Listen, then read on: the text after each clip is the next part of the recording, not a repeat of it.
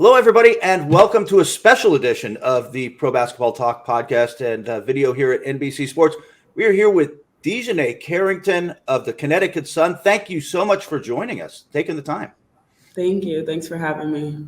All right, so my first question, for people who don't know, DiJonai grew up in, like me, in Southern California. Went to college at a nicer school than I did at Stanford and then Baylor. And so my first question is something very Southern Californian. Like, how are you adjusting to the weather in Connecticut? Like, I'm not sure that I would handle that easily. Well, now, it's my third year. I'm a little bit more used to it, but it was hard at first. Last year, I spent my first winter in Connecticut. So that was the real adjustment. During the summer, when our season is, it's pretty nice, but it's really the winters that I would imagine. Threw me for a loop for sure. They don't even sell real winter clothes in Southern California for people to know. Like, you can't buy the stuff you need for actual winter around here. No. What do you like about there? What have you loved about Connecticut so far? Probably the best thing about it has been just my teammates and the people that I've been around. Playing basketball has been, for a living, has been a dream come true. So I'd say those things. But like you said, it's very different from any of the climates or any of the environments that I'm used to, coming from Southern California and then going to college in Northern California and then being in Waco, Texas for a year. So it's very different from anything I've ever experienced, honestly. On the court, this has been a fantastic season for you. You get mentioned a lot for sixth player of the year right now. Has there been something with your mindset that was different this year, or did you do anything different with your game to get you for this level, or it's just been opportunity? I think that question, I think the answer is twofold, maybe threefold. Thank you, by the way. But I think that the first thing is I was injured during the off season, so it wasn't a lot of, physical skill work that I could do because it was a knee injury. So something that I couldn't really bend my leg. I couldn't put a lot of weight on it. I couldn't jump off of that leg. So a lot of those things, no, as far as changing my game. But I think that it helped me. I could just shoot the whole time. Like, it's really the only thing I could do for a while was just shoot, because anything else caused pain. So I think that speaks to, the increased percentage from three from the field.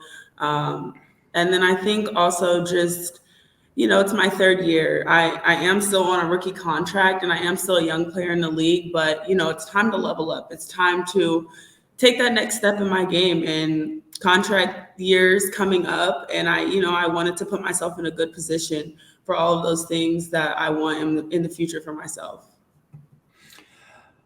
Not everybody adapts, though, to the sixth-person role very well, like coming off the bench. It's not something, obviously, you did much for a long time. Like, was there a mental adjustment for you, or did that kind of come naturally? I think what team you get drafted to really, plays a role in that type of thing with your mindset. I came into a team that the year before I came here, they went to the semis.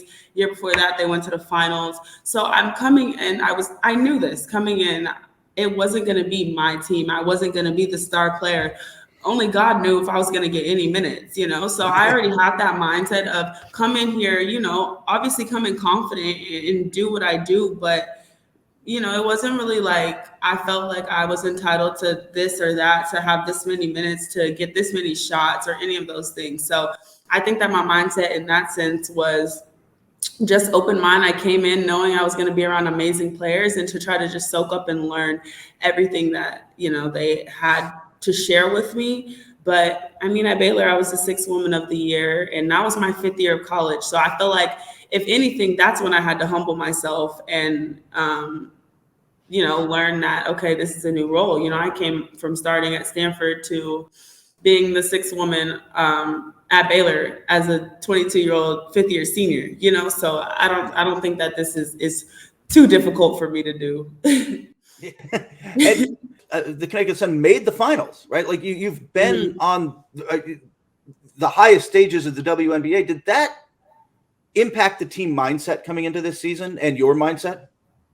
For sure. That left a bitter, sour taste in our mouths, and it happened right here on our home court. So that also is just another fuel that we brought into this season. But we knew that there were going to be a lot of new pieces from the top all the way down. And nobody really knew how that was going to mesh together. And so I think throughout the season, you've seen us get the kinks out and then we kind of had found it, and then we lost Breezy. And so, refinding what's everybody's new role, how does our offense look different? How does our defense look different? Who needs to pick up in what areas to try to, compensate for what we lost with her? So, yeah.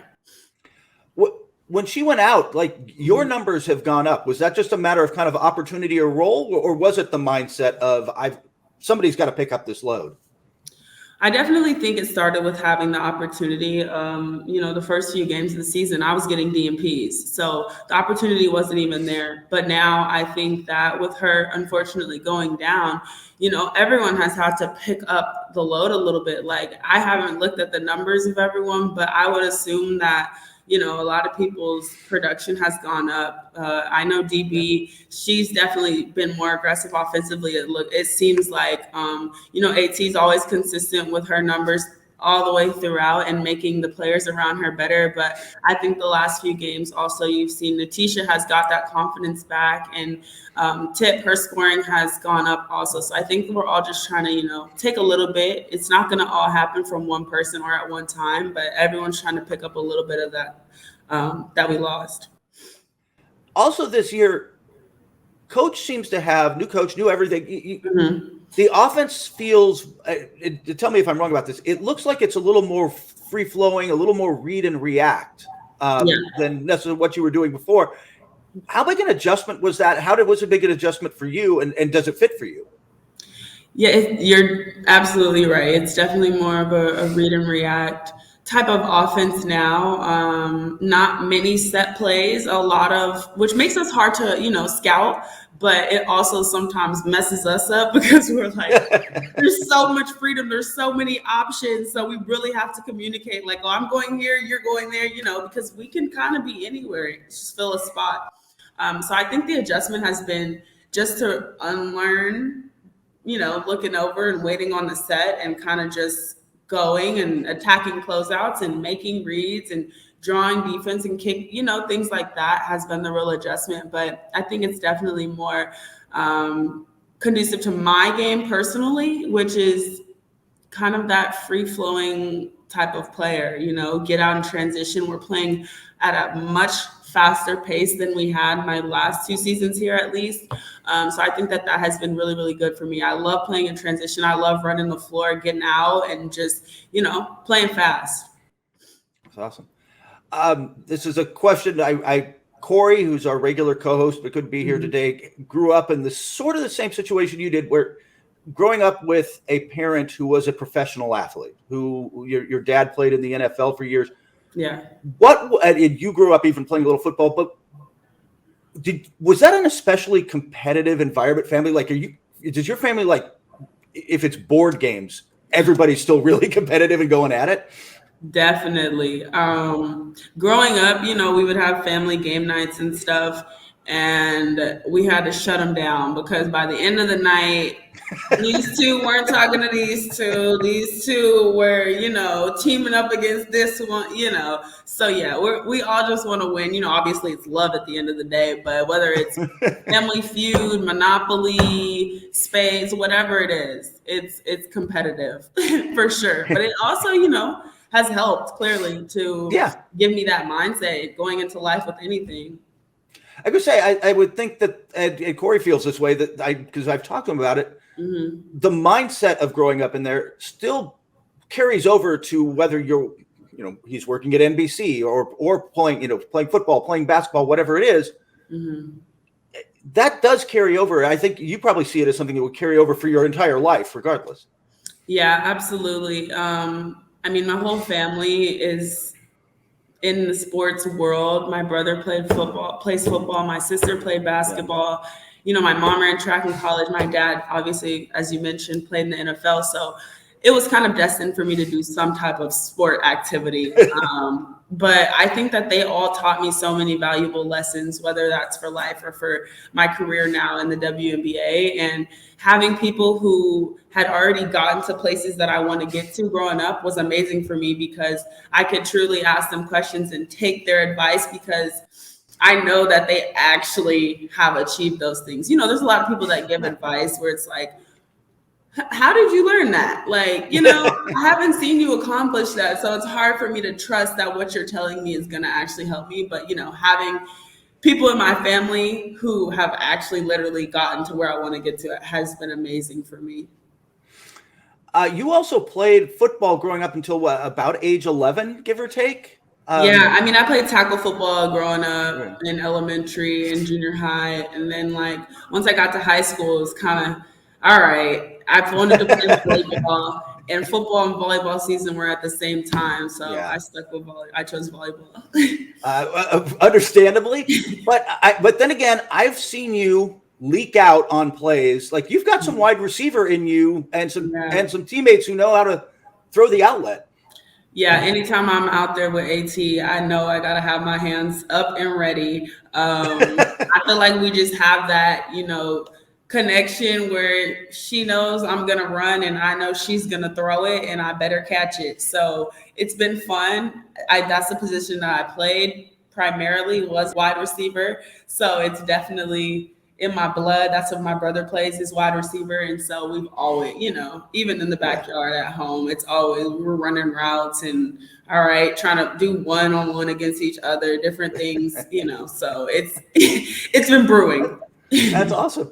I mean, now that you're into the season, I'm kind of curious, you get some off days. What does your off day look like for you? I know you like to wake up and listen to a sermon or listen to gospel. What does an off day look like for you when you get them? Oof. Well, the way that this season has been, they have been few and far between true off days. But I think off days for me personally typically look like self-care days. You know, we're traveling so much, whether that's in the airports or just going from practice to the hotel, you know, being in my own space, in my house. I just, you know, that's my piece. I like to get my lashes done. I get my hair done. I get my eyebrows done, my nails. Like, I just like to have me days and just relax. You know, I hang out with my dog and really just chill. Yeah, watch TV. I really like to Okay. All right. So let's get to the important question. What's your dog's name? What kind of dog? His name is Seven. He is a petite golden doodle. Oh, wow. Okay. Seven with a Y, Sevyn. Oh, okay. Yeah. All right, cool. That's a good way. Like you said, you're not getting a lot of off days. The league has grown. You've got 4 more games coming up than normal. Yeah. Like, I got to say, what have you noticed has changed over while you've been in the league? Because the level of play jumps every year with the league right now. It's amazing, the level of talent. You noticed since you've come into the league that's kind of evolved over the 3 years?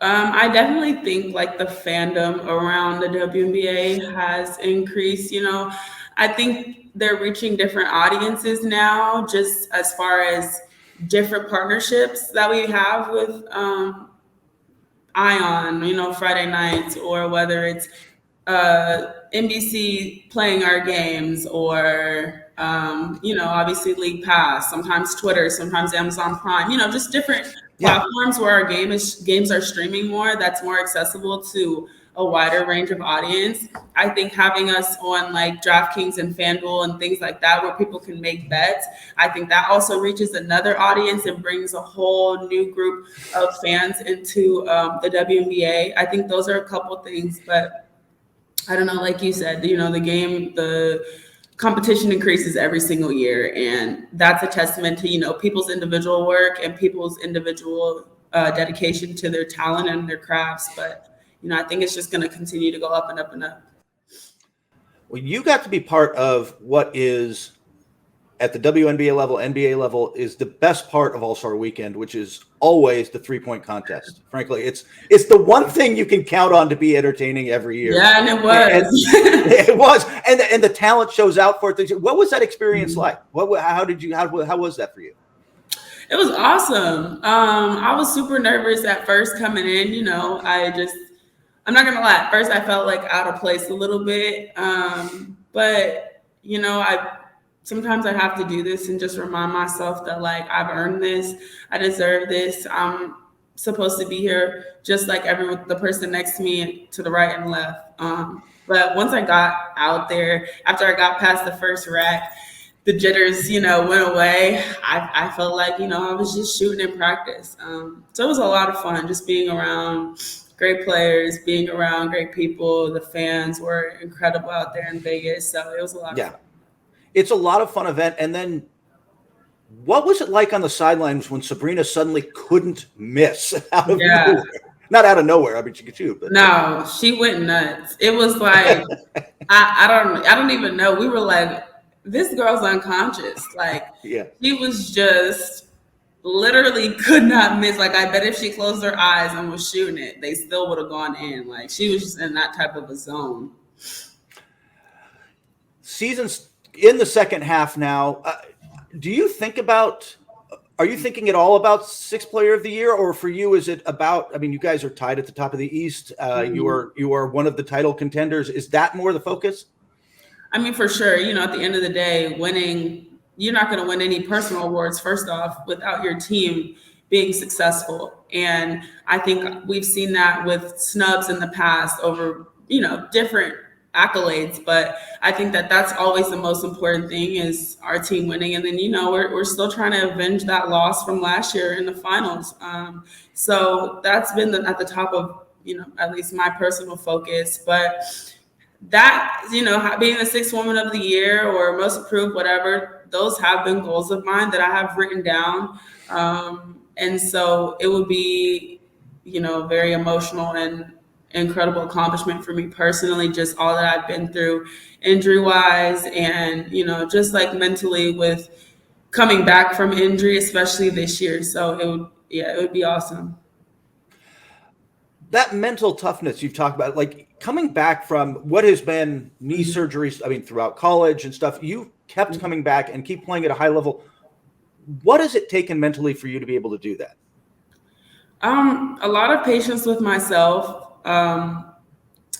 You know, as athletes, we're not typically patient people. You know, we want it to happen now, but I think that the kind of delay of gratification has been a big thing for me. Staying in the Bible and, you know, keeping my mind clear and right has been huge for me. I don't know. I'm getting emotional because, like, there were so many times leading into the season, whether that was this season or whether it was in college when I had these surgeries, that I really, really, really didn't know if I was going to come back and play. Like, I remember even in April of this year, and camp started the last day of April, where I just was like, I don't think I'm going to be able to play this season. Like, my knee hurts still, like I can't jump, all of those things. So I think that just being here and being able to be out there on the court, all those injuries have given me this deeper sense of love and appreciation for basketball and for just being able to physically run and jump and do all those things, walk upstairs, do all the things that I, you know, like to do. You've been an inspiration the way you've bounced back and the way you're playing. And it's been so much fun to watch, both with Connecticut and just your story in general. One last fun question from our producer, Dan, because it's how we end all our interviews. His fun question of the week: what artist or band would you want to jump on stage and sing with?